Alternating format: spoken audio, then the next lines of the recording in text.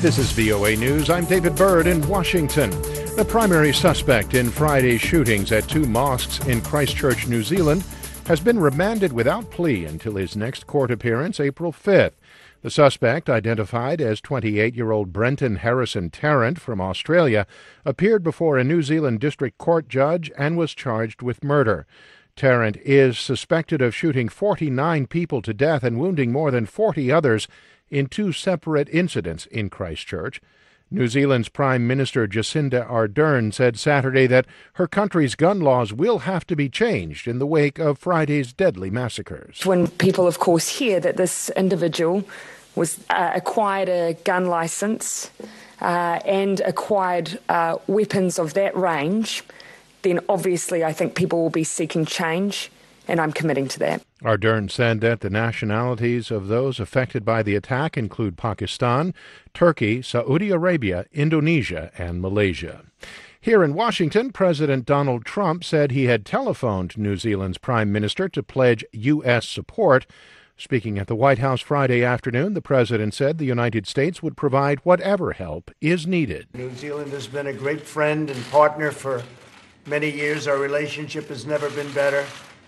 And what they're going through is absolutely terrible. So our hearts are with them and whatever we can do. Asked by a reporter if he saw an increase in white nationalism, the president said he did not, but it could be an issue in New Zealand.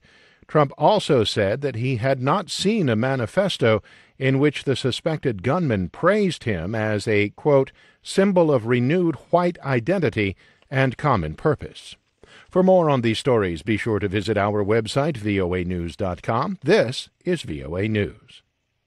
U.S. President Donald Trump has issued the first veto of his presidency, overriding a congressional measure in protecting his national security declaration to fund a border wall with Mexico. Surrounded by law enforcement officials, as well as the parents of children killed by people who were in the United States illegally, Trump called the congressional action dangerous and reckless. Congress's vote to deny the crisis on the southern border is a vote against reality. It's against reality. It is a tremendous national emergency. It is a tremendous crisis. On Thursday, the U.S. Senate formally rejected President Trump's national emergency declaration to fund border wall construction. The Senate voted 59-41 to disapprove the executive action. 12 Republicans joined with Senate Democrats to back the resolution.